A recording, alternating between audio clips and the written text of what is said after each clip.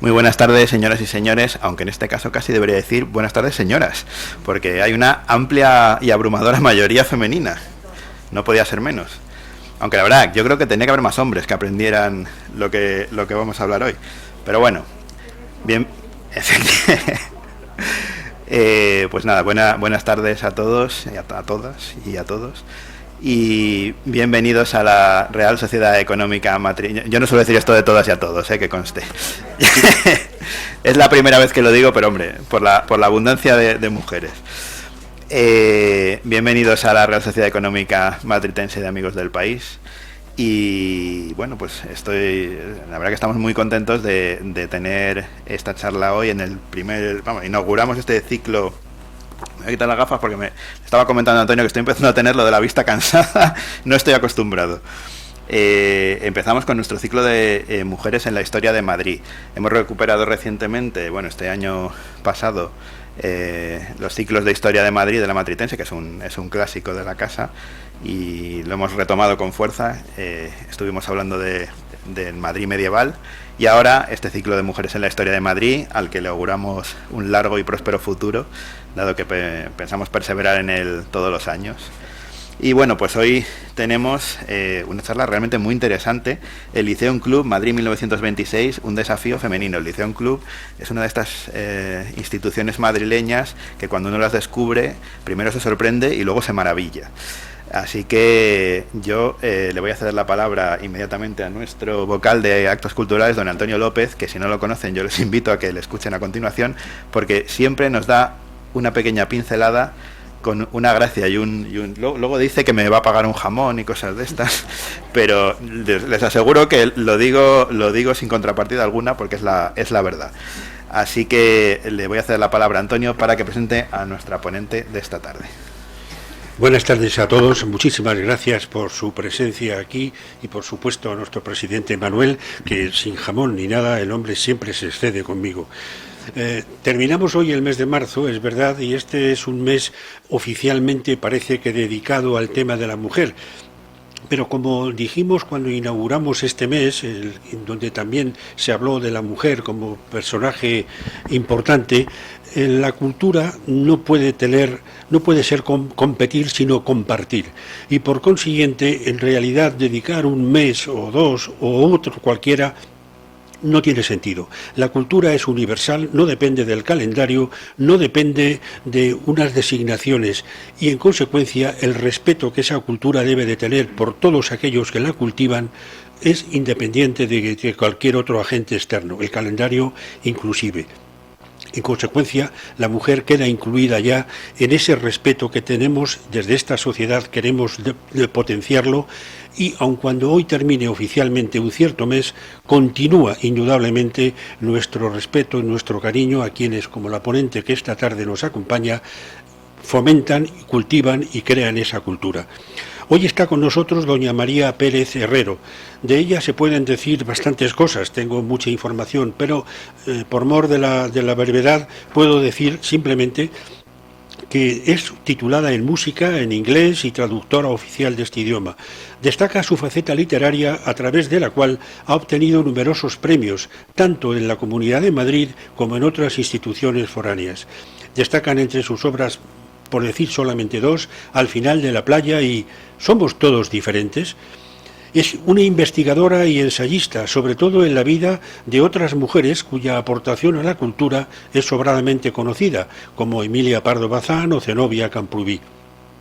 Algunas de sus investigaciones han tenido su presentación en forma de monólogos dramatizados, que han sido representados en algunos foros, como por ejemplo el Ateneo de Madrid. Combina esta faceta literaria con una expresión plástica, es consecuencia de la cual que han sido expuestos algunos de sus cuadros en el Museo Moderno de Calpe, el que acogió una de sus obras más importantes, Del mar y otros encuentros. En 2020 ha publicado su libro Ni tontas ni locas, del que hoy tenemos aquí una nutrida colección de ejemplares. Es una novela histórica sobre el Liceum Club. Destacó finalmente su faceta de autora teatral, con la obra titulada El Sol, Doña Emilia y la Marquesa, centrada en la figura de esta ilustre escritora.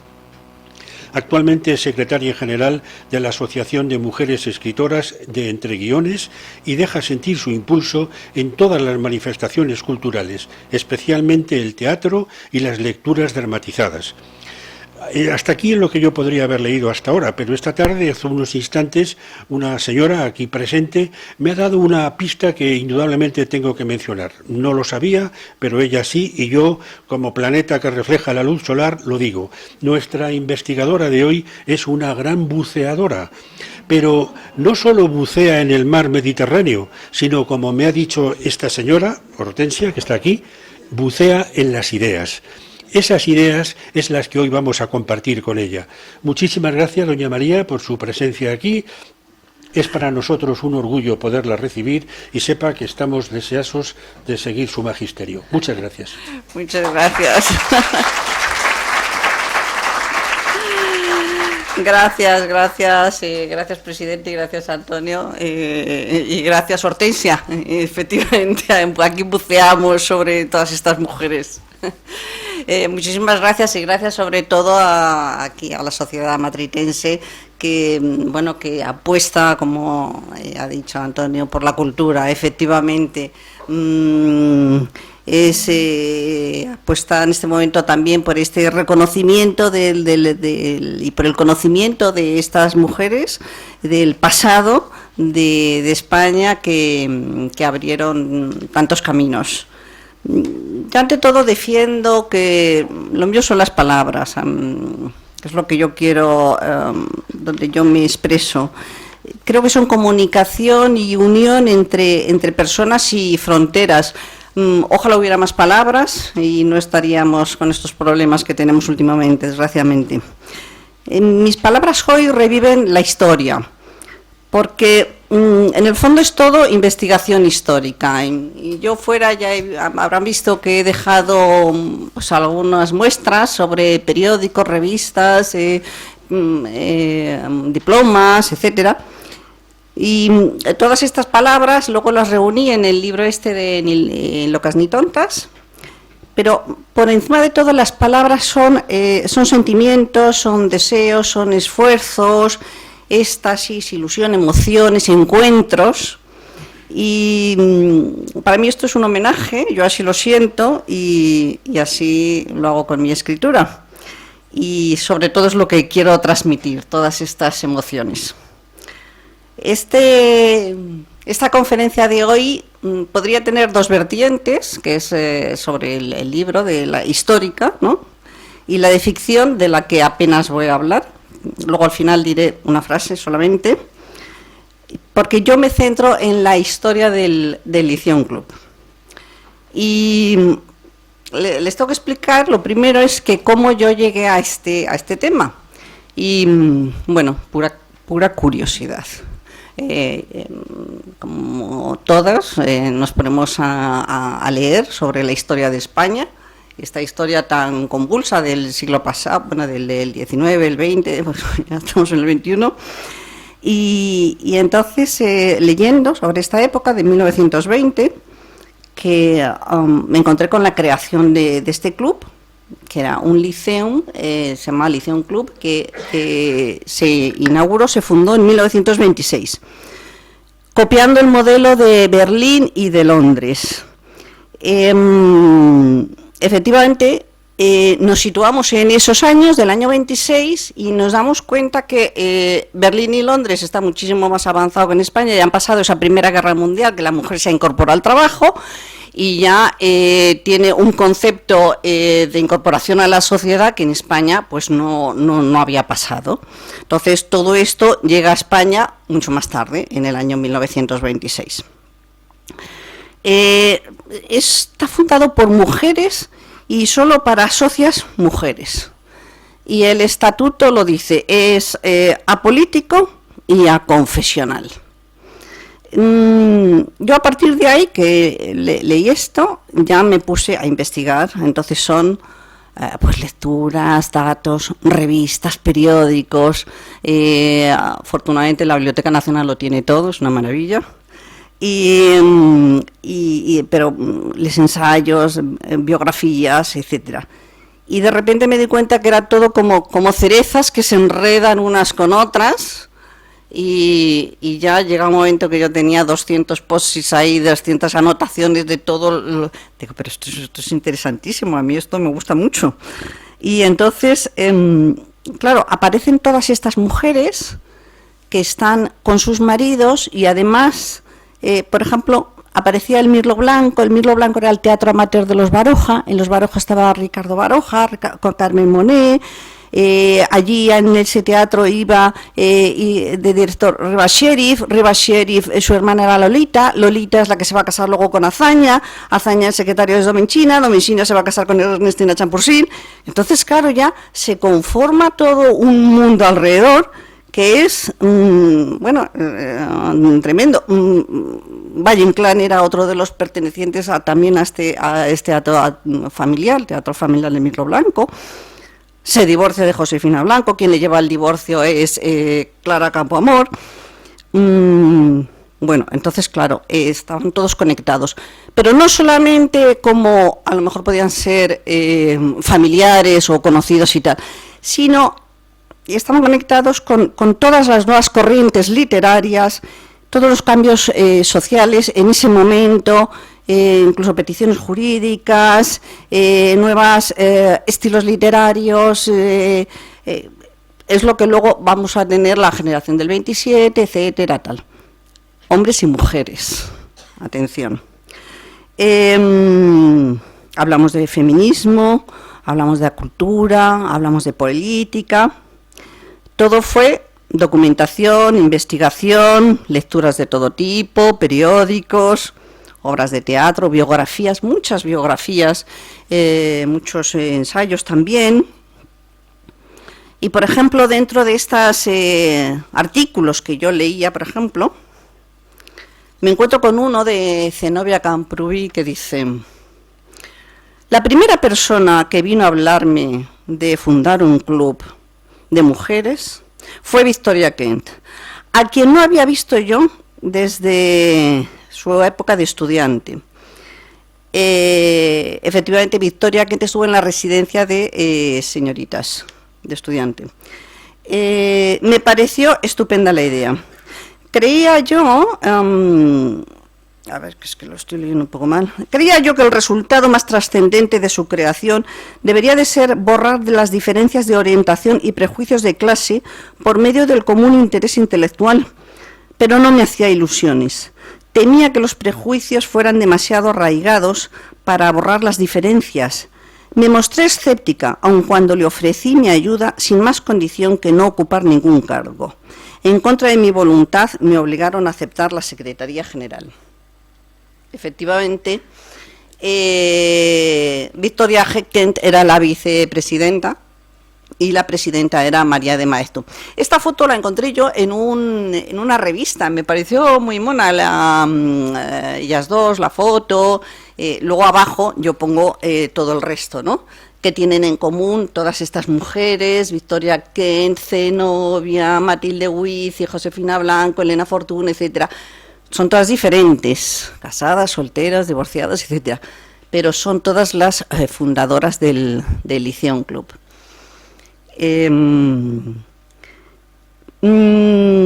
Efectivamente, Victoria Kent estuvo de pupila en la residencia de señoritas, que era María de Maeztu, la que era la directora de la residencia de señoritas. Victoria Kent luego fue una eminente abogada, etcétera. Conocen ustedes toda su historia. El Lyceum Club lo fundó Constance Smedley. Ella era una mujer que nació en 1881 y murió en 1941. Lo fundó en Londres, el primero, y fue un punto de encuentro de ideas avanzadas. Luego apareció el Lyceum Club en Berlín en 1906. Estamos hablando de lo que he dicho antes, ¿no? O sea, Europa, otros países respecto a España. Alice Harlow lo fundó en París en 1913, luego Bruselas, Nueva York, etcétera. En 1926 había 28 liceos, y en Madrid el grupo de mujeres, que son 115 socias fundadoras, en la calle Infantas, que luego pasó a la calle San Marcos. Esto es muy gracioso cómo pasó a la calle San Marcos, y esto también nos lo cuenta en la propia Zenobia. Dice, el dueño del inmueble era el de Enos Fruit Salt, o sea, la sal de frutas heno. Y dice, y necesitaba nuestro precioso local. Colocaba una enorme botella de cartón a la entrada, sales de fruta heno. Comprenderán ustedes que se confundían todos los que iban a entrar aquí al Lyceum Club. El Lyceum cerró en el año 1939. Serrano Suñer decretó el cierre del Lyceum. Se cedió el local a la Falange Española, se convirtió en el Círculo Cultural Medina, y hubo una circular entre otros clubes internacionales que decían el Lyceum Club cerrado por las causas políticas del país. Siempre dijo su presidenta María de Maeztu, es algo más que un centro de recreo. Esta es la parte, esta es la placa, ahora mismo sigue en la calle Infantas, ahora mismo es un ministerio de algo, no sé el nombre exacto, porque a veces lo cambian, de cultura creo que es o algo así. Entonces, a mí eso es lo que me parece muy importante, lo que dice María de Maeztu, es algo más que un sitio de recreo, porque fue un sitio donde el Lyceum proyectó a la mujer de la clase media. Mujeres que fueron capaces de unirse y desarrollar ese proyecto femenino con gran proyección para el futuro, pero en 1926, vamos a situarnos efectivamente, todas las carencias y todo lo que había era en Madrid, efectivamente, no estamos hablando de otra ciudad, Madrid era otra cosa, pero mujeres que en ese momento tienen una conciencia de que ellas quieren ser otra cosa, de que ellas quieren hacer otra cosa, y además son mujeres acomodadas, que podríamos decir, bueno, pues que bien estoy, no hago nada. Pues no. Mujeres que quieren sobresalir, quieren trabajar, quieren desarrollarse, quieren tener entidad propia. Y eran mujeres que además querían pedir los cambios en el Código Civil, porque la mujer no tenía capacidad para obrar con sus propios bienes, etcétera, y también que pidieron el voto. Este era el saloncito, lo encontré también en otra revista, bueno, muy cuco, muy femenino, con sus flores, sus sillones, etcétera, y todas estas mujeres eran mujeres, habían viajado, conocían idiomas, entraron ya a formar parte de ese movimiento intelectual que ya digo que se creó a principios de siglo.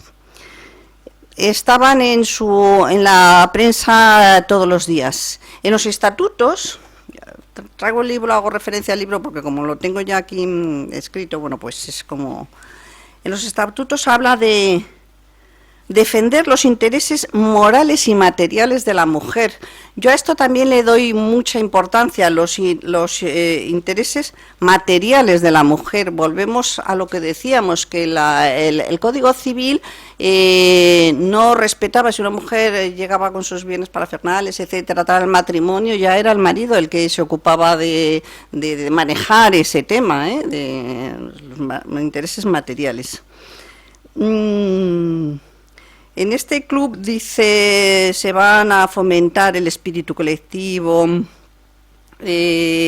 con actividades exclusivas económicas, benéficas, artísticas, científicas, literarias, que redunden en su propio beneficio. Había varias secciones en el club, que eran las secciones que eran social, musical, artes plásticas, industriales, literatura, ciencias e internacional. Efectivamente, esto fue una bomba. primero que era un club apolítico y aconfesional, y además, como bien nos escribe también Zenobia, que había una sección que era internacional. Entonces, la propia Zenobia dice, nos lo escribe y dice que mal estaban las 4 primeras, o sea, todo lo que les criticaron a ellas. Dice, pero lo de internacional y social era completamente inadmisible. ¿Sabe usted lo que es la tercera internacional?, me decía indignada una dama que venía atacando al Liceum, sin saber que yo formaba parte de él. Pero señora, si esta es una sección que se ocupa de mantener las relaciones con la Casa Central de Londres y con las otras 33 filiales. Y la otra señora dice, ya ve usted, Londres, y su presidenta una protestante. Entonces, efectivamente, esto ya nos deja bien claro lo que tuvieron que esforzarse para desterrar esta cantidad de ideas, que la internacional, les debía sonar eso de la internacional como, no sé, el demonio, y la presidenta de Londres una protestante. Las cuotas de entrada eran de 25 pesetas y 5 pesetas del mes corriente. Había socias protectoras que daban una cuota especial de 500 pesetas. No eran cuotas baratas, ya estamos diciendo desde el principio que son mujeres de una clase acomodada, que han viajado, que tienen cultura y que saben perfectamente lo que quieren. Quieren pedir el voto, quieren tener cambios, quieren tener relevancia y quieren dejar de ser las maridas, que eran como siempre se las llamaban, era la señora de etcétera, tal. Efectivamente, los ataques que tuvieron en la prensa pues fue pues tremendo, desde el principio hasta el final. Dice, por ejemplo, feminismo y masculinización, siluetas rectas a lo mancebo, pelo a lo chico, cigarrillos egipcios, ademanes viriles y clubs.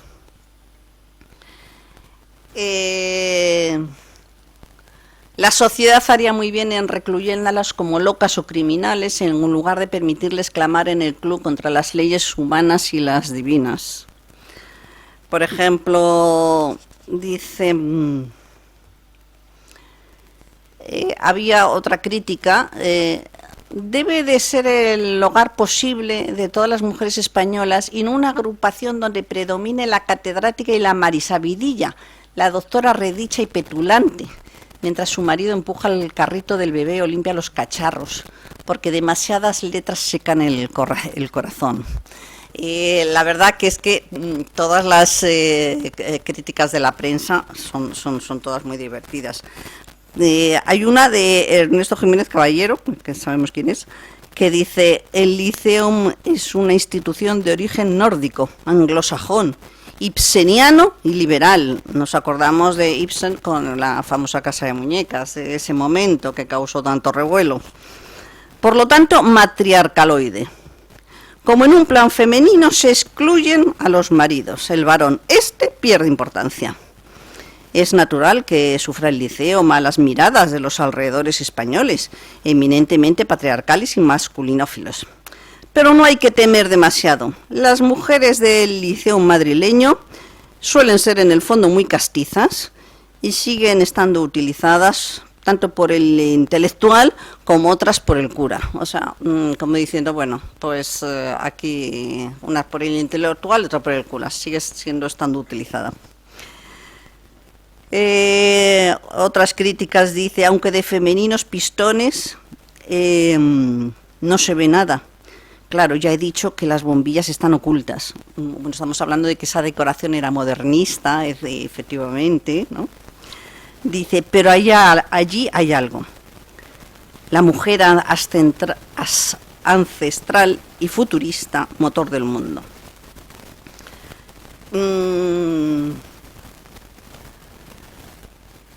La presidenta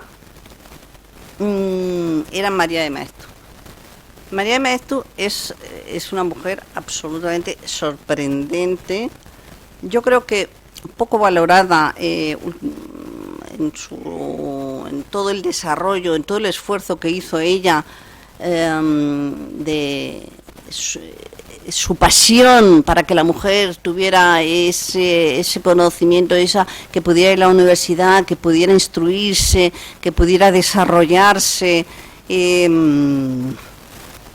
Y como ella dice, es una labor interminable. Ella misma habla de su propio trabajo.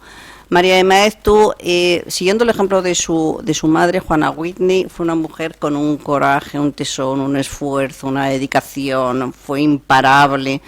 Ella estudió en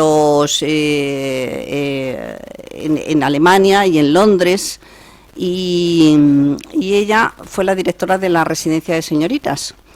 Y ella lo cuenta, que dice yo trabajaba yo estudiaba vivía en una pensión y llena de chinches, olores, cantejondo, riñas, peleas, etcétera.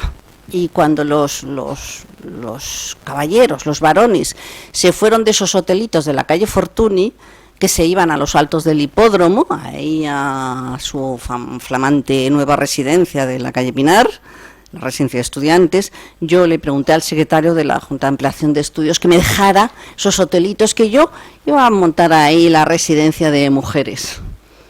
Y efectivamente, ese fue el momento, dice, y aceptaron.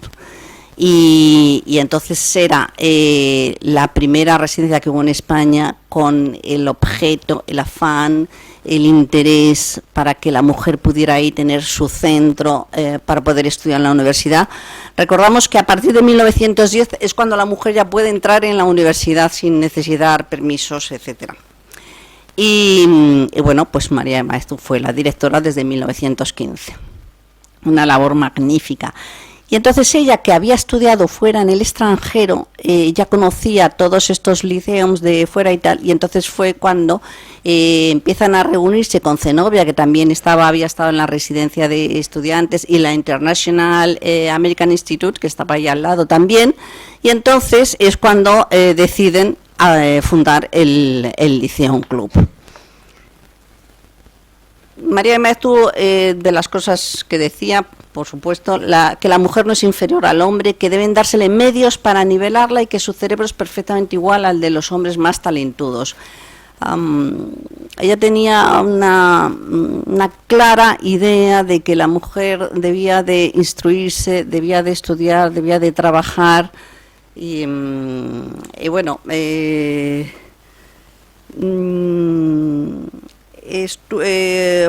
posteriormente el hotelito de la calle Fortuny 53 es el que ahora mismo tenemos de Fundación Gregorio Marañón, exactamente, Ortega y Gasset Marañón, exactamente. Bueno, el derecho a la cultura no es un privilegio, es un deber que se cumple. María de Maeztu fue una mujer sorprendente, y todo lo que se lea de ella es poco. Ella llegó a estar nombrada para estar en la Asamblea Nacional. Yo aquí en mi libro digo, la Asamblea Nacional, una mascarada para sustituir el Parlamento. Dice, el actual gobierno, estamos hablando del de Primo de Rivera, dice, ha deliberado acerca de la constitución de la Asamblea Nacional que estaba en el pensamiento del Marqués de Estella, y ha surgido el acuerdo unánime de aceptar la propuesta del presidente.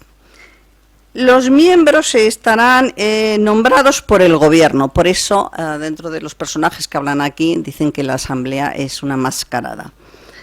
Pero dice, María de Maeztu, directora de la residencia Señoritos, ha sido elegida uno de los miembros de la Asamblea Nacional Consultiva, el organismo creado por el gobierno de Primo de Rivera. y María de Maeztu dice que va a aceptar, porque ella piensa que aunque solamente sean 13 mujeres dentro de los 300 miembros que va a haber en este órgano, que ella va a poder hacer algo. Y yo creo ciertamente que sí que lo hizo, porque ella, a través de la residencia de señoritas y luego siendo presidenta del Lyceum Club, una de las cosas que hizo fue impulsar todo, decretó que además debía de haber libre asistencia entre unos y otros. Las mujeres podían, tanto las pupilas podían asistir a las conferencias del Lyceum, y las de señoras del Lyceum podían asistir a las de la residencia. Y en la residencia, si estudiamos un poco esta historia, tenemos pues desde Marie Curie, conferencia ante Gregorio Marañón, etcétera. O sea, era un desfile de conocimiento el que hubo por ahí impresionante, de conocimiento cultural y de enseñanza a todas esas nuevas mujeres. O sea, ella fue una generación hasta que a ella la destituyeron, en el año 36 la destituyeron, y ella se fue a la Argentina. Aquí aparece una foto, ella también de un periódico, de una revista que corre. Deseo que las Cortes que han de reunirse concedan el voto a la mujer, derecho conquistado y ganado a lo largo de los siglos. No sé por qué aquí me ha salido esto, pero bueno. Ella estaba absolutamente a favor del voto de la mujer, y ella así lo comentaba. Ella escribió la antología del siglo XX de prosistas españoles, y estando ella en Argentina, por lo visto era de obligada lectura aquí dentro de las universidades en España. Elena Fortún fue otra de las mujeres que estaban ahí en el Lyceum Club, y ella la conocemos todos con Celia, su cuchifritín, Mila, Patita, todas estas. Reinventó lo que es la literatura infantil con su saga de Celia, con sus faltas de sintaxis, con sus expresiones infantiles, esa niña preguntona que lo dice todo, pero que juega con cucarachas. La propia Elena Fortún, que se llamaba Encarnación Aragoneses, ella misma se mimetiza con todos sus personajes. Ella va a ser, en un momento dado, va a ser la madre que le dice: vete a tu cuarto a estudiar, que tengo mucho que hacer. Tomar la cuenta a la cocinera y salir a las 6 a tomar el té con mis amigas del Lyceum. Elena Fortún, cuando llega a Madrid, su marido es militar y anda de la Ceca a la Meca, pero cuando ya se asientan en Madrid, ella se hace socia del Lyceum Club y escribe a su amiga Mercedes de Tenerife, que precisamente la hija de su amiga Mercedes, Florinda, es de alguna manera es la que le inspira a esa Celia respondona y curiosa y protestona y tan simpática, Florinda. Elena Fortún escribe: con lo del club estoy encantada. Creo que se va a hacer una verdadera labor social en favor de la mujer y del niño. Somos ya muchísimas. Yo pertenezco a la sección de sociología y pienso que mis ciegos van a ganar mucho con ello. Ahora acaba de irse de casa María Rodrigo. María Rodrigo era una compositora madrileña que luego murió también en el exilio en Puerto Rico en 1967, que ha organizado un concierto para el domingo en el Salón del Lyceum. Cada una aporta lo que puede y todas recibimos más de lo que damos. María de Maeztu va a dar un curso de filosofía para 30 señoras y yo espero ser una de ellas. Esto es lo que he dicho. Bueno, aquí ya me permiten esta licencia, que soy yo. Ahí en el Parque del Oeste hay un monumento hacia Elena Fortún. Y bueno, a mí me hizo mucha ilusión hacerme la foto en el monumento y digo, pues lo voy a poner.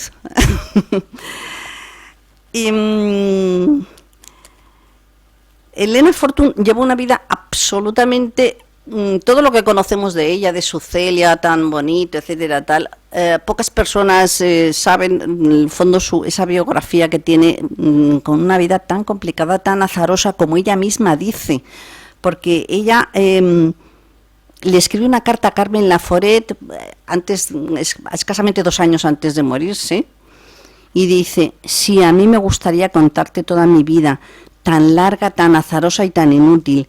Tuvo una vida, una trayectoria vital muy dolorosa, con unas circunstancias con su marido, con su hijo. Su marido se suicidó, su hijo pequeño murió con los 10 años. Ella cuenta que yo que he sido teósofa, rosacruz, espiritista, ahora soy profundamente católica, gracias a su amiga argentina Inés Field, que luego ella, digamos que la retrata en el último de sus libros, El cuaderno de Celia, que es cuando Celia va a hacer la primera comunión, retrata a esa amiga suya como Sor Inés, y dice: ir descubriendo que el mundo espiritual tiene sus leyes como el material fue para mí obra muy lenta, tú lo descubres muy pronto. Yo cuando se me va acabando, qué bien dices eso que hay que podarnos. Yo no lo he sabido y he dejado crecer ese árbol de deseos cuanto ha querido. Algunas de sus ramas han dado frutos venenosos, bien lo he pagado. Te abrazo con todo mi cariño, tu Elena. Cuando Elena Fortún se fue a la Argentina, etcétera, nunca perdieron la relación que tenían de todas sus amistades, de todas sus amigas aquí en el Liceo, nunca las perdieron. Siempre estuvieron constantemente en contacto con todas sus cartas, con María de Maeztu, con María Baeza, Matilde de Ras, etcétera. María Lejárraga, conocemos de ella que efectivamente su marido era el que firmaba sus obras, como Gregorio Martínez Sierra, y era el trabajo realizado por ella como dramaturga. También tiene una vida, si tuviéramos más tiempo, podría estar 1 hora hablando de cada una de ellas. Entonces tengo que ir salpicándolo un poco así, deprisa y corriendo. Con María Lejárraga, ella escribió numerosas obras teatrales, y la primera vez que ella escribió un libro, que lo presentó a su familia, ella dice que su familia no le alabó suficiente, o sea, no tuvo el reconocimiento familiar que ella esperaba, y que entonces ella dijo: no volveréis a ver mi nombre en la portada de un libro. Este es uno de de los porqués. Ella dice que no firmaba con su nombre. Por otra parte, también sabemos que una obra teatral en esa época firmada por un varón va a tener un reconocimiento social mucho más importante que la de un hombre, la de una firmada por una mujer. Entonces también esto hay que tenerlo en cuenta. Por otra parte, Gregorio fue un empresario teatral impresionante, hicieron muchísimo dinero, y llegaron a tener compañía teatral, etcétera. Y era ella la que escribía constantemente, él ponía su nombre, y posteriormente se supo. Aquí tenemos el reconocimiento, la notificación con los testigos de Eusebio Gorbea y Enrique Ucelay, de que el propio Gregorio dice que parte de mis obras están escritas por mi mujer, María Lejárraga. Eusebio Gorbea es el marido de Encarnación Aragoneses, que es Elena Fortún. Eusebio Gorbea es uno de los participantes también de este famoso Mirlo Blanco, este teatro familiar de los Baroja, porque a Eusebio Gorbea le encantaba escribir. Él tiene también obras de teatro y se representaron en Madrid. Yo en el Ateneo he leído obras suyas y realmente están estupendamente. Hay un tema que dice que hay que también tener en cuenta con María Lejárraga. Yo a veces cuando hablo de ella digo: amor y sumisión. Había una delgada línea entre ese amor que ella le tenía a su marido y esa sumisión que ella también está, digamos, dentro de ella también, ¿no? Dice, por Dios se encarna, basta, eran muy amigas, Encarnación y María Lejárraga. Fue María Lejárraga la que le presenta a Encarnación Aragoneses a Torcuato Luca de Tena en el ABC para que empiece a escribir su columna de Celia. Solo contigo puedo ser sincera y espero que quede entre nosotras. Apelo a nuestra amistad. Le sigo escribiendo todo. Conferencias, artículos, obras de teatro, capítulo tras capítulo. Le entrego todo. Él lo lee y lo firma con su nombre. A pesar de su infidelidad, no puedo negarle mi creación literaria. Dice que son nuestros hijos literarios. Eso siempre lo decía Gregorio. Son nuestros hijos literarios. Me tienes que seguir dando obra y dando obra y dando obra. Estamos hablando, este es el libro de la vida de Bohemia, que está firmado como que es de Gregorio, Martínez Sierra, y realmente era ella la que sabía hacer toda la estructura teatral, etcétera. Él era un gran empresario de teatro, sabía manejar perfectamente todo lo que es la estructura teatral, escénica, etcétera, y las actrices, claro. Aquí tenemos a Catalina Bárcenas, que fue el detonante, bueno, no fue detonante porque toda su vida Gregorio desde el principio tuvo ya la relación con ella. María nunca se divorció, por eso yo siempre hablo de amor y sumisión. No sé esto como si hay aquí algún psicoanalista que lo estudie un poco más, pero realmente es un tema absolutamente curioso, porque además, sobre todo, María Lejárraga era una mujer que ya luego fue diputada en 1933 y por el Partido Socialista, y era una mujer que escribía unos artículos feministas de lo que debía de ser la mujer, lo que tenía que hacer. Por ejemplo, ella dice, la mujer casada no existe ante la justicia. Dice, es para, por ejemplo, ella dice, en una de sus conferencias, dice, la mujer casada sigue la condición y nacionalidad del marido, el marido es el representante de la mujer, ella esta no puede sin licencia comparecer en el público ni por medio del procurador, el marido es el administrador, etcétera. Y ella en una de las conferencias dice,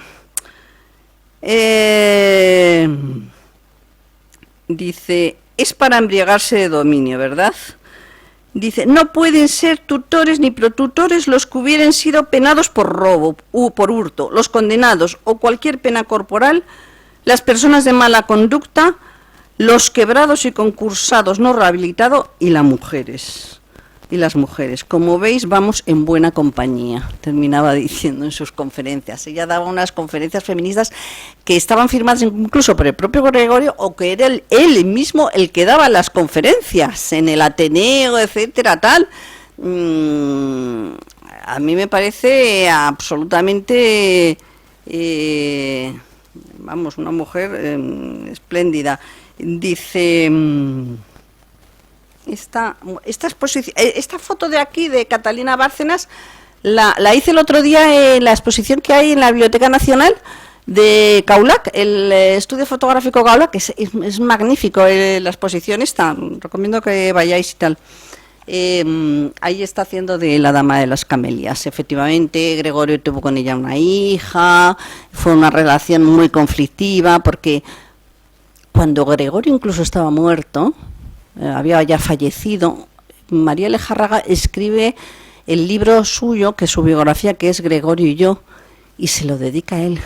Y dice, para Gregorio, a esa sombra que siempre ha estado a mi lado mientras yo escribía y tal, Yo digo, de verdad, pero, o sea, si no te pasaba los derechos de la mitad de todos, si estabas tú casi muerta de hambre, medio cegata, la pobre en Francia que pasó la Segunda Guerra Mundial ahí oculta, tal. Es más, fallece Gregorio, ella quiere reeditar toda la obra suya y la de Gregorio y se opone, Catalina Bárcena se opone a ello. O sea que, bueno... Una mujer sorprendente porque además dice, hay una carta, dentro de toda esta investigación y tal, hay una carta que escribe Elena Fortún a su amiga Inés Field en 1951. Y dice, he recibido una carta larguísima de María Lejárraga. Se le ha muerto la hermana con la que vivía. Y no teniendo ni para comer, luego de vender y comerse lo que le dieron por las 2 casas en la Costa Azul, estuvo dando lecciones en Niza y al fin, con sus 78 años, se lanza por el mundo a ganarse la vida. Ahora está allí para vender unos guiones de película. Estaba en Estados Unidos en ese momento, que fue cuando ella incluso entrega ese guión de una gatita que se hace amiga de un perrito y tal y que cual, y luego ella piensa que le han copiado La dama y el vagabundo. Eso está documentado. Y dice, para vender unos guiones de película.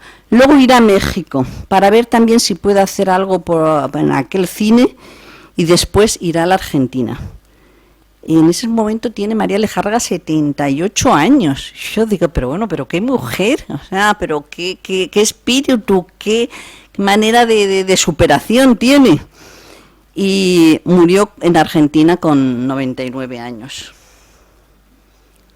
María Lejárraga estaba ocupada dentro del Liceo Club, que fue donde conoció a Elena Fortún, conoció a ella, que fue la que le presentó para Celia. Y llevaba ella la biblioteca, una biblioteca que había en el Liceo que eludía la censura eclesiástica, porque estaba hasta la regenta, estaba ahí en esa... voy a ir un poco más rápido. Con Carmen Baroja, también podríamos decir que sería otra marida, ¿no? Ella, poca gente sabe que había estudiado grabado con su hermano Ricardo, que escribió El encaje de España. Ella decía, tenía la costumbre de dejar a mis conferenciantes con un vaso de agua y hasta una flor. Fue la época más divertida y alegre de mi vida. Este es el cuadro de Ricardo Baroja, el de la panadería, la famosa panadería, ¿no?, que tenían ellos allí. Sobre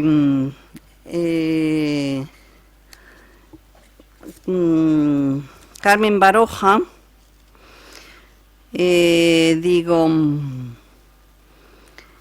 atrás se quedó la juventud ilusionada, sin apenas darme cuenta de su fuga. Mis primeras enseñanzas de grabado con mi hermano Ricardo, los meses que viví en París inundada de arte. Me casé casi en la treintena. Dices, en ese momento cuando se desvanecen los cuentos. Ella dice que esa alta, armoniosa, destaca por tener una belleza tradicional.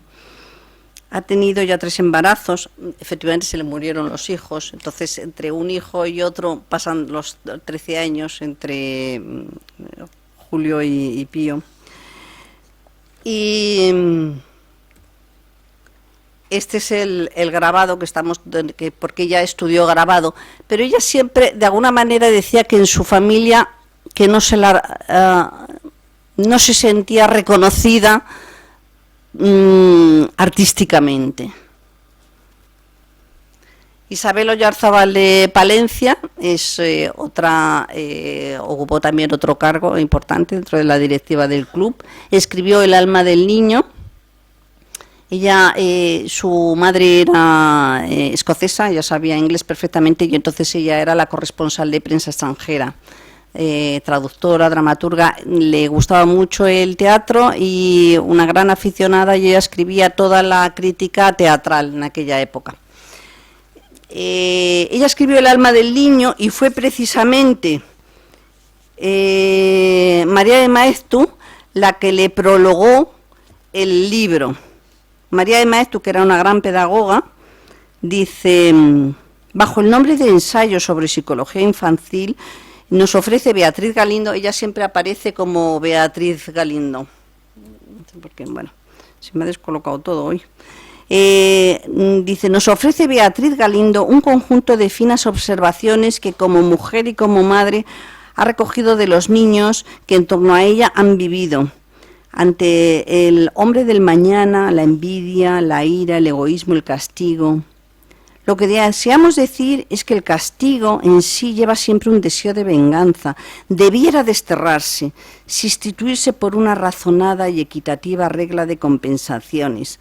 Aquí está la auténtica María de Maeztu, que es una gran pedagoga que ha estudiado pedagogía en Europa y que lo traslada en esta época, estamos hablando de 1920, desterrar el castigo y ofrecer una regla de compensaciones.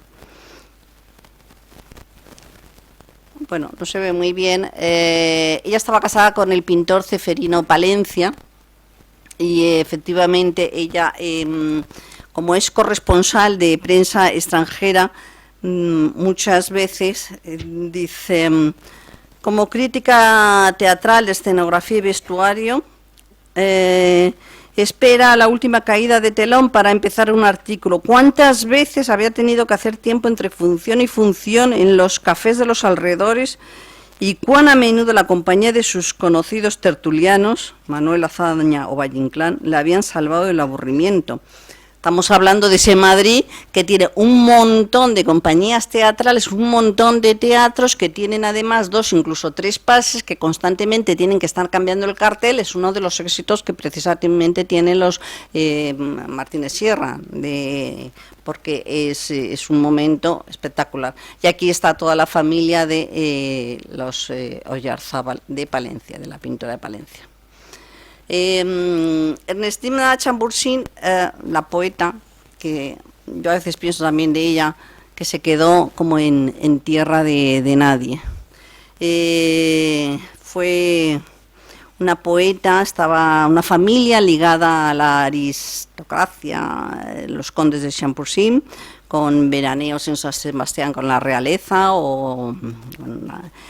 De joven ya escribía poesía en francés, no pudo ir a la universidad porque su padre no se lo permitió, pero ella persevera y empieza a escribir poesía, le envía un libro a Juan Ramón Jiménez, entonces ella entra en el club y entonces entra en ese círculo de poetas que es Carmen Concha Méndez, y dice las tertulias literarias en casa de Concha y Manolito a las que asiste Alberti. Ella empieza a escribir poemas y fue la única junto con Josefina de la Torre que estuvo incluida en la antología poética de Gerardo Diego de 1934. Bueno, yo aquí he puesto 2 versos que son muy bonitos para cambiar un poco el tono y dar un homenaje también poético. ¿Para qué recordarte si te siento en mí misma, desgarrando mi carne con el garfio del viento, oprimiendo mis venas con el rudo cilicio de esa falsa presencia que alucina mi afán? Este otro que dice, necesito tu amor, dámelo un día, aunque sea muy cerca de la muerte.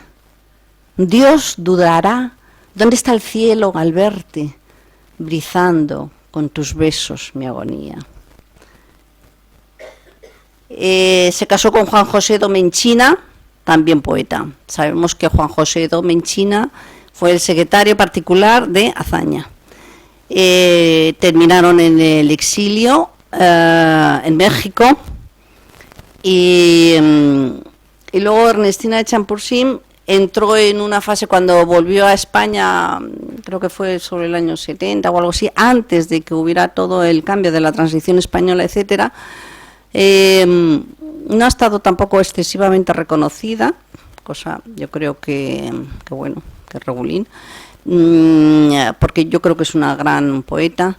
Y a ella le pasó una cosa, que es que cuando ella entró en esa doble vertiente, por una parte fue una de estas republicanas que salen al exilio, su marido es el secretario de Azaña, etcétera, tal y que cual, y al final de su vida ella entra en un éxtasis religioso profundo. Y yo creo que bueno, entró en tierra de nadie, o sea, ni por un lado ni por otro se la ha reconocido como gran poeta, y yo creo que habría que darle un espacio nuevo. Zenobia Camprubí, que que sabemos todos, siempre que hablamos de Zenobia es la musa, el éxtasis de Juan Ramón, la musa de Juan Ramón, el espíritu de Juan Ramón, tal. Entonces, fue mucho más. Ay, qué pena que se ve aquí. Bueno, una de las cosas que escribe Zenobia, escribe sus diarios, etcétera. Dice, y escribe artículos como los que he puesto yo, recuerdos, etcétera. Dice, lo peor de todo era la guerra inmerecidísima que se hizo contra nosotros, la pacatería, ¿no?, por cierta parte del clero. Comprenderán ustedes lo mal que había de parecer un club de señoras sin padre espiritual. Ella fue la traductora de la obra de Rabindranath Tagore, y yo tengo ahí fuera el libro para que, bueno, yo he traído pues eso, muestras con toda la documentación que he barajado y tal. Y además ella fue una gran empresaria y estaba unida, ella era americana y efectivamente enseguida tenía una luz comercial tremenda, montó la tienda Arte Popular Español, donde compraba botijos, la cartera, compraba y luego lo vendía a los extranjeros, con toda la relación que tenía con todos los extranjeros americanos. Enseguida les alquilaba los pisos, ella buscaba pisos, los decoraba, los volvía a alquilar, etcétera, tal. O sea, ella era la que manejaba todo el aspecto económico, familiar suyo y de Juan Ramón, lo llevaba ella. Eso aparece en todos sus diarios, etcétera, y cuando se van al exilio es gracias al fideicomiso que ella tiene de su familia, que recibe todos los meses ese cheque, donde consigue además también bueno, pasar esos años tan tremendos que tuvieron. Esta es la única parte que yo voy a comentar, que es cuando estoy hablando de mi libro, que tiene una parte de ficción. Es una parte de ficción, pero que es un cura bondadoso, es una señora aguerrida que entra en las milicias, es un chavalín que es un arrogante y tal. Y hay un militar. Bueno, pues es parte de ficción. Este militar, efectivamente, no es de ficción, fue mi abuelo. Fue un gobernador militar de Teruel, que con todas las condecoraciones que tuvo, que las he puesto ahí fuera, está condecorado por Alfonso XII, XIII, Primo de Rivera, Berenguer, la República. Estuvo retirado, en retiro forzoso con la ley de Azaña, que todos ustedes conocen. Luego fue nuevamente restituido como teniente coronel en el Ejército de la República.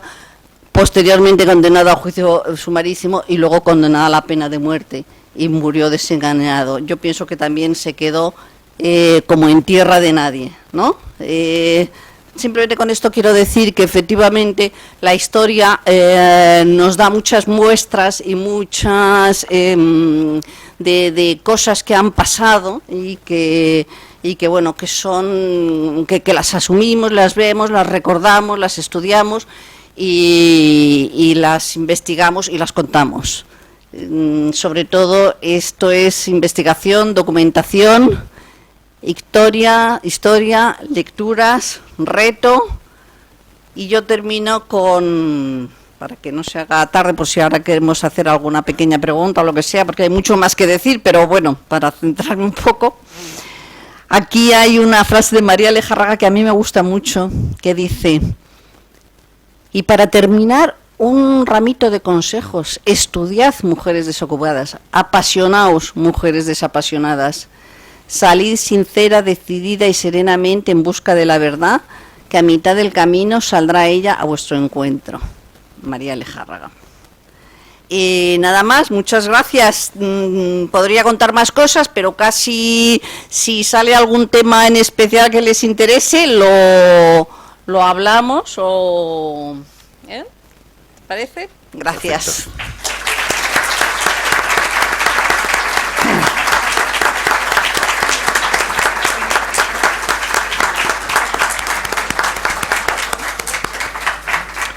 Bueno, muchísimas gracias, María, por esta charla tan amena y tan agradable, la verdad, en la que hemos aprendido un montón de cosas. Yo apunto aquí muchísimas cosas para luego irme a investigar por mi cuenta. No sé si, Antonio, ¿quieres tú comentar algo? Bueno, por supuesto, yo también me uno a las palabras de nuestro presidente, dando las gracias a María. No puedo aportar nada que sea interesante después de lo que hemos oído, solo que en esta polémica que siempre se ha mantenido sobre la capacidad de la mujer para incorporarse a las labores intelectuales con respecto al hombre, puedo decir que en lo que mi modesta opinión lleva, por lo que he podido leer de historia de la ciencia en mi profesión, hoy en día en el mundo de las matemáticas los dos nombres más gloriosos que están escritos con grandes creadoras son nombres de mujer. Y además que, por ejemplo, es curioso, hecho demostrado, que este astronauta americano, John Glenn, que fue el primer hombre americano que dio la vuelta a la Tierra, decía que él no se subiría en ningún artefacto si antes los cálculos que había presentado el ordenador no eran revisados por una señora que se llamaba Margarita Johnson.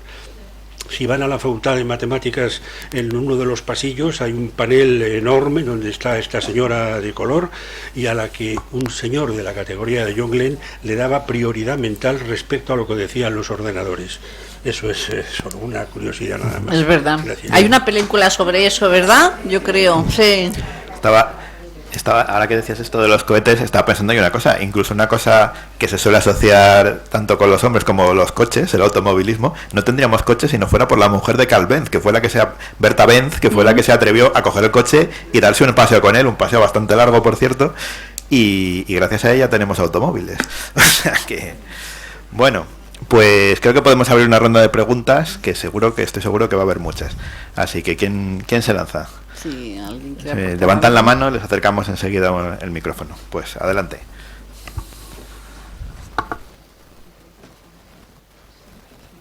Bueno, María, muchísimas gracias por todos tus descubrimientos, porque yo la verdad tengo que decir que conocí a María hace 20 años, al principio del siglo XXI, y ya me habló de este proyecto, toda ilusionada.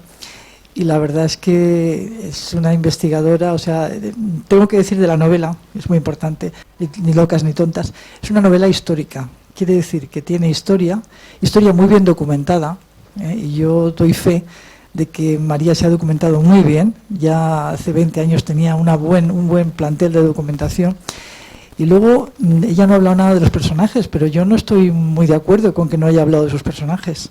Porque los personajes, o sea, ella ha hablado de la historia, digamos, de estas mujeres, pero no ha hablado de su papel de escritora. Yo creo que eso es importantísimo, porque esto es una novela, o sea, aparte de historia, es ficción. Y además es una ficción muy bien montada.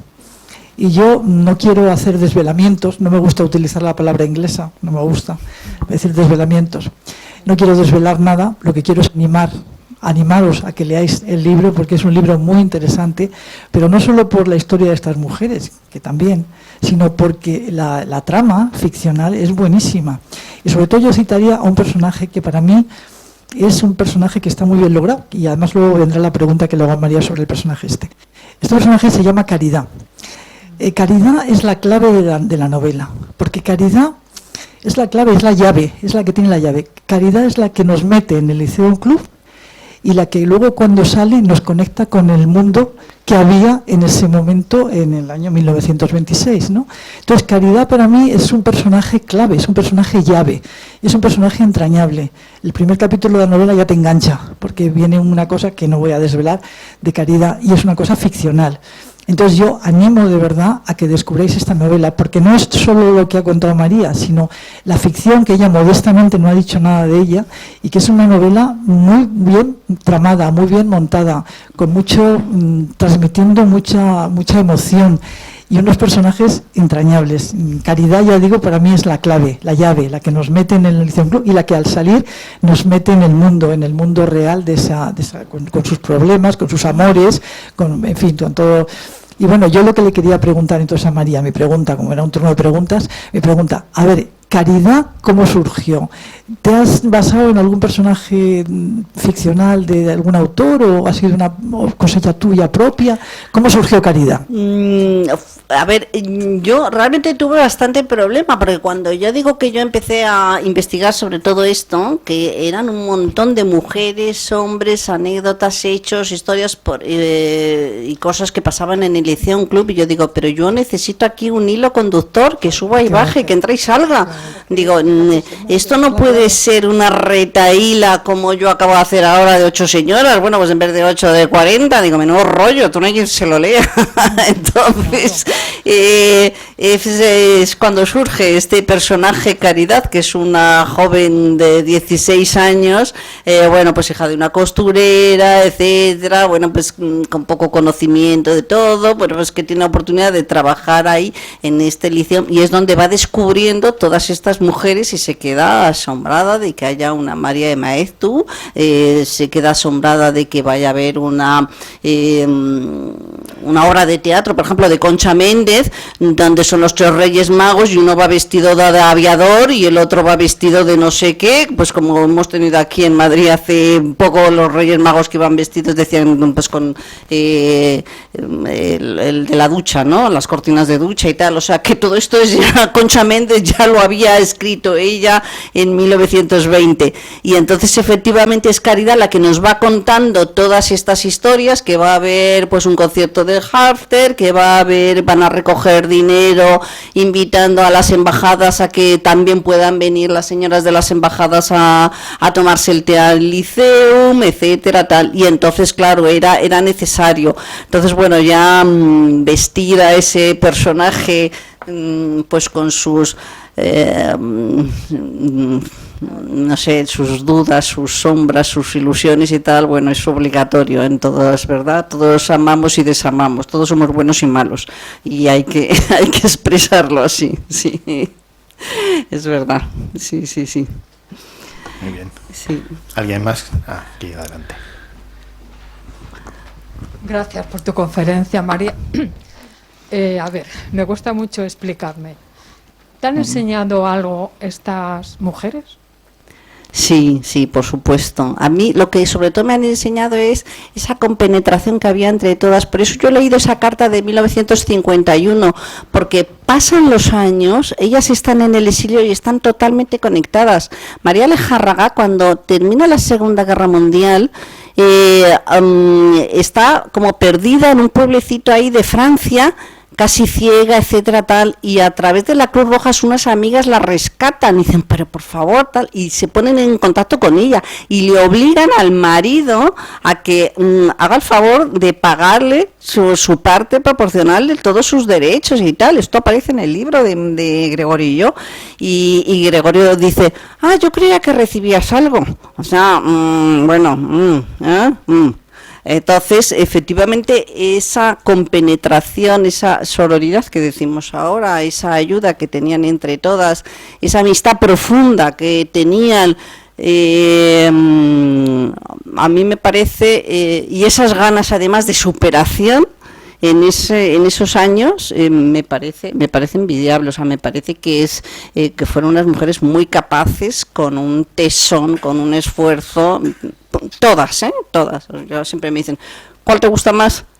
Pues no lo suelo decir, porque la figura de María de Maeztu es de un esfuerzo, ella cuenta, yo cuando ya con 17 años era maestra en una de las escuelitas más pobres de Bilbao, dice, y con mi paga compraba yo jabón para que los niños se lavaran. Eso es parte, la higiene es parte de la pedagogía, etcétera. Ellas demuestran siempre. No he hablado de las casas del niño, fue uno de los temas estrella del Liceum. Organizan unas guarderías, pero las personas que trabajan allí son profesionales, o sea, les dan un curso de higiene y de puericultura para llevar los niños y cómo lavarles y cómo tratarles, etcétera, tal, y entonces más reacción en contra, o sea, tuvieron por parte del clero. ¿Cómo era eso de que no estaban las hijas de la Caridad o las hijas de María tal atendiendo a los niños? ¿Cómo era eso de que había unas profesionales, unas mujeres que eran las que estaban llevando esto? Entonces, a mí pedir el voto en ese momento también, pedir los cambios en el Código Civil también me parece muy importante. Si Zenobia se hubiera casado en Madrid, hubiera perdido su nacionalidad americana. Se casaron en Estados Unidos. Yo no sé si a lo mejor fue ese tema de precisamente casarse allí por eso. ¿Ah? O sea que sí, fue de un esfuerzo impresionante el que tuvieron todas ellas. ¿Más preguntas? De Victoria Kent he dicho pocas cosas. Bueno, todos la conocemos, etcétera. Luego estuvo nombrada como directora general de prisiones, etcétera. Y yo aquí en el libro tenía anotado, dice Martínez, que es uno de los personajes de estos de ficción, que es un periodista, dice: mira con admiración a Victoria Kent, hoy en boca de toda la prensa nacional. Una señorita en el Tribunal Supremo de Guerra y Marina, formando parte en el Consejo de Guerra, defendiendo a Álvaro de Albornoz como firmante del manifiesto del Comité Revolucionario Republicano. Fue así como terminó en 1930, con reos políticos, Niceto Alcalá Zamora, Francisco Largo Caballero, Miguel Maura, etcétera, que tal y que cual. Victoria Kent fue una mujer sorprendente. Estuvo, cuando la nombraron directora general de prisiones, duró poco en el cargo, enseguida la destituyeron. Tenía unas nociones de modernidad de cárcel, etcétera, que ahora se han visto que funcionan, pero claro, demasiado humanitaria, la tacharon a ella, ¿no? La llegaron a decir. Terminó también en el exilio y luego terminó en Estados Unidos, etcétera, y bueno, es un personaje también muy... estudió en la residencia de señoritas de María de Maeztu. Por allí pasaron mujeres sorprendentes y magníficas que estudiaron carreras, hicieron oposiciones, etcétera, y hay que agradecer que en ese momento hubiera eso, ¿no? Yo creo que luego... bueno, pues la mujer siguió estudiando, pero digamos que, bueno, pues fueron otros momentos. No sé qué más decir. ¿Alguna en especial? ¿Alguna mujer en especial? Aquí están todas. Yo me veo obligado a hacer un pequeño apunte que, bueno, lo hemos comentado aquí en privado, pero creo que hay que decirlo. Que la Matritense tiene un curioso enlace con una de las mujeres que has citado, sí, que es Ernestina Champourzin, ¿no? O bueno, no sé, Champourzin, bueno. Sí. Resulta que nuestro vicepresidente primero, don Jaime Lamo de Espinosa, está emparentado con ella. Así que curiosamente tenemos aquí un enlace. Sí. Muy, es una mujer que me la voy a trabajar yo a fondo, ¿eh? Sí, que además es algo de ella. La verdad es que sí. Perdona, que no tengo que decir que don Jaime me pidió que le excusase porque tenía un compromiso precisamente hoy y no ha podido venir a oír hablar de eso. Sí, sí, yo hablé con Jaime y dije, sí, efectivamente, Ernestina y yo le dije, digo, bueno, es que quedó en tierra de nadie, como he dicho. Y dice, sí, fue tremendo. Si él incluso dice, si Ernestina hubiera vuelto a partir del año 77, cuando vuelven todos los republicanos, etcétera, tal, y aquí se les agradece a todos ese esfuerzo, o sea, se los reconoce y tal, ella hubiera sido una poeta reeditada, alabada, estudiada, otra vez puesta en los cánones de poesía, etcétera, tal. Pero ella llegó en el año 50, y era la proscrita, o sea, era como la mala de la película, ¿no? Su marido había muerto, Domenchina había muerto ya en México. Ellos los primeros años del exilio están en México porque era digamos que el gobierno, por así decirlo, se supone que era el gobierno auténtico, estaba en México, y ahí tenían ese apoyo, ese respaldo económico, incluso, etcétera, los primeros años. Muere el marido y al final ella se viene a España. Ella era una mujer con su propia decisión de libertad. Ella, cuando se casa en el año 36, como en octubre o algo así, cuando ya empezó la guerra y todo esto, y digamos que a su familia no le gusta mucho lo de que se case con Domenchina. La propia Carmen Baroja, cuando escribe en sus anotaciones, dice: bueno, Ernestina, sí, que va con ese, no sé si dice ese gamberro que escribe versos. O sea que bueno, era todo un poeta, y claro, pues a una familia como era la familia de los condes de Champursin, que estaban emparentados, pues se conoce que eso de un poeta por ahí no les debía de hacer mucha gracia.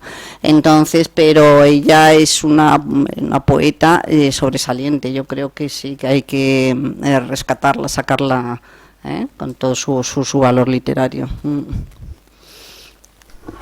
Bueno, pues por ahí tenemos otro comentario. Yo quisiera saber, además de lo interesante que resulta esto, que no tenga la repercusión que merece incluso esta misma conferencia, ¿no? Como otra, ¿no? Porque este hecho, por ejemplo, no creo que cueste mucho al día siguiente que la prensa divulgadora, ABC, países, etcétera, recojan una noticia, una nota, simplemente sin más, de lo que aquí se ha dicho y de lo que esto representa en el mundo de la mujer, ¿no? En este caso. Quiero decir, esto no creo que sea muy difícil, por repetirlo, dar noticias de aspectos que aquí se ha comentado, realmente memorables e importantes, ¿no? Que tuviera por lo menos un resumen de este tipo de personalidades que evidentemente ennoblecen y que hace falta ponerlos en su relieve, para ponerlos en su sitio adecuado. Sí, ponerlos en valor, ¿verdad? Sí, yo creo que es importante. Yo creo que últimamente sí que se está trabajando mucho por sacar a la luz todo en mujeres que significaron mucho, que hicieron mucho y que tuvieron esta relevancia, que fueron traductoras o corresponsales de periódicos, etcétera, tal. Pero yo le voy a contar una cosa. Yo estuve en una conferencia en la residencia de estudiantes como hará 15 años o algo así, o por ahí, cuando yo estaba estudiando sobre esto, y hablaban de la intelectualidad del año, de la generación del 27 y tal, y el conferenciante no nombró ni una sola mujer, es que ni una. Y yo al final me levanté, dije, oiga, pero bueno, vamos a hablar también, pues no sé, de Maruja Mayo, de Concha Méndez, de no sé cuántas, no sé qué más y tal. Dice, bueno, ya las ha dicho usted. Y a mí me faltó decirle, digo, a mí no me pagan. Si quiere ahora, pues vamos a medias, con lo que le han pagado, ¿no? O sea, por ejemplo, porque es que, pero de verdad, y yo creo que ahora se está cambiando, ahora sí que ya... Hombre, estaría bien que se volviera a decir todo esto, que de Carmen Baroja, etcétera, ese reconocimiento, y de la propia Zenobia, pero bueno, yo creo que sí, que ¿no? Yo tenía que otro apunte, que me estaba aquí pensando así, y resulta que por ejemplo, tengo yo un ejemplo de mujeres muy jóvenes de hoy en día que están recordando precisamente el Lyceum Club, porque no sé si conocen la novela Papel y tinta de María Reig, que salió hace un par de años, creo, que es una escritora, bueno, era su primera novela y ha sido un éxito tremendo, y precisamente en su novela trata de la relación entre una chica, que bueno, no les quiero reventar la novela, tampoco voy a usar yo la palabra esta inglesa, por cierto, en la que es el personaje es una chica que de una familia así bien, digamos, y que conoce a una miembro del Lyceum Club, que por supuesto era, una especie de Satanás, ¿no? Claro, claro. Y es un poco cómo le influye, cómo va cambiando claro. Cómo descubre otro mundo en el cual al final acaba metiéndose, claro. Que me parece una novela muy buena, la verdad, muy, muy interesante, y precisamente sale el Lyceum Club como protagonista de la novela. Lo interesante y lo bonito es que que existió y que dejaron ahí su impronta, o sea que gracias a ellas hemos avanzado y conocemos y fueron expresiones artísticas y literarias importantes. Y reivindicativas, políticas, creo que tenemos una última intervención, pero le está costando a ver, ¿ya funciona? Es que el micrófono siempre da guerra. Bueno, a ver, María, en primer lugar, felicitarte por la conferencia, que nos ha encantado, pero a mí me gustaría, si podías ampliar un poquito, te has referido superficialmente a Beatriz Galindo, si podías hablar un poquito de por qué ese seudónimo y hablar un poco de Isabel Oyarzábal, que yo la tengo una admiración especial porque la descubrí no hace mucho y luego cuando leí tu novela me emocioné viéndola allí plasmada, porque fue aparte de embajadora en Estocolmo, fue la primera mujer en la OIT en representar a España y tú hablas mejor que yo. Espero que aclares un poquito. Bueno, ella utiliza el seudónimo de Beatriz Galindo, que era la institutriz de Isabel la Católica. Entonces, ella viene de familia, su madre es escocesa y su marido pintor. Y ella es la corresponsal de periódicos extranjeros. Ella escribe un par de libros, yo creo que están traducidos, el de Smoldering Freedom y el de I Must Have Liberty, que están estupendos los dos, quiero tener libertad y libertad, etcétera. Estuvo de embajadora en Estocolmo, era, ¿no? Por ahí. Y realmente ella tradujo, además, una de las cosas que aparecen aquí en el libro, no sé en qué parte, pero una de las conferencias que se dan en el Lyceum Club también es sobre el tema de la sexualidad femenina y se lo proponen a ella. Tú que has traducido el libro de Havelock o algo así sobre sexualidad, pues podías hablar y tal, o sea que una mujer sorprendente en aquella época, en 1920. Y efectivamente, yo creo que no la conoce nadie, ¿no? Como tú dices, y la verdad que los libros son un reflejo de eso que ha vivido, de esa posición suya de libertad y de entendimiento y de esfuerzo, como he dicho, de todas, que se esforzaron, Isabel Oyarzábal, que se quedaba hasta las tantas, viendo la caída del telón, y sus contertulios eran Azaña y tal, porque les encantaba el teatro, si a Azaña lo que le gustaba era escribir y el teatro. Estaban metidos en el grupo del Mirlo Blanco, que se lo debían de pasar pipa todos ahí en la casa de los Baroja, que vivían abajo, estaba la panadería y había 5 pisos y en cada piso vivía uno de los hijos, y ahí estaba Carmen Baroja. Muy bien, pues si no hay ninguna pregunta más, creo que podemos terminar. Bueno, vamos a darle un último. Tenemos una última, a ver, rápidamente. Perdona, este personaje que estamos hablando ahora, ¿no se le llamó la latina? ¿No qué? ¿No se le llamó la latina a esta persona Beatriz que estamos Galindo, comentando? Sí, sí. De Beatriz Galindo. Sí, sí, De sí. la latina. Ajá, es que me parecía que era. Gracias, Sí, sí. Beatriz gracias. Galindo, sí. Y de ahí el barrio madrileño. Vale. Bueno, pues... Bueno, Bueno, pues muchísimas gracias. bueno, pregúntalo tú, Antonio. Bueno, en esa época, lo último ya, en esa época se desarrollaron un montón de asociaciones. Fue una eclosión feminista, ya hemos dicho, en Europa empezó antes y en ese momento empezó. Y una de ellas fue la Cívica. María Lejárraga, por ejemplo, dejó el club y se apuntó a la Cívica porque decía que la Cívica era una asociación mucho más que acogía más, encontraba más los problemas sociales, etcétera, no era tan elitista, decía.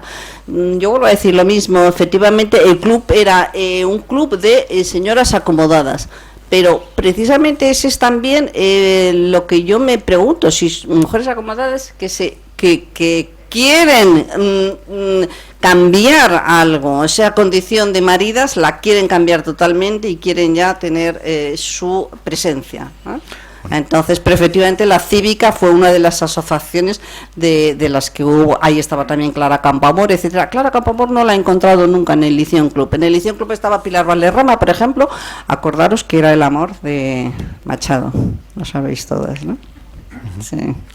Bueno, dos cosas. Primero, efectivamente no es un barrio, la Latina es un distrito primero, y luego la zona esta que no sé si tiene una categoría oficial dentro del ayuntamiento. Pero bueno, estamos por aquí comentando si hay alguna relación entre la Junta de Damas de Honor y Mérito y el Liceum Club, que sabe que también tenemos pues, ahí... Me voy a poner a investigarlo. Sí, ya me has enseñado el archivo que tenéis y aquí me vais a tener, o sea que... Cuando... la verdad es que cada vez que más, o sea, cuanto más lees, más pasión te entra por conocer y digo, bueno, pues nada, ya haremos una segunda, continuará, a ver qué sale con todo lo que descubra. Y con lo que salga aquí te esperaremos. Sí, muy bien, estupendo. Bueno, pues un último aplauso, por favor. Gracias.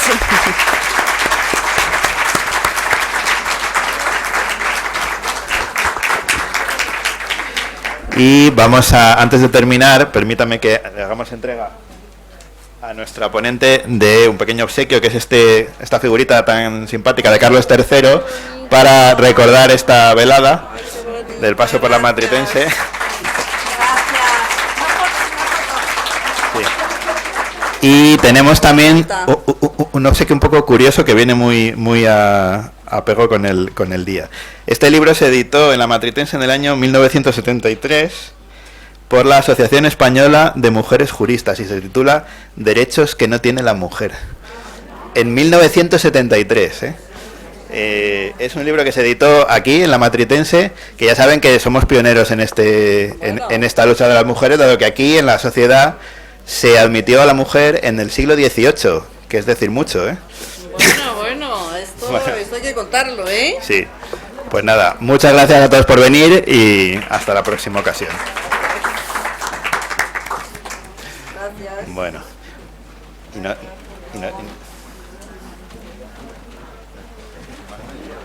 Ay, muchas gracias.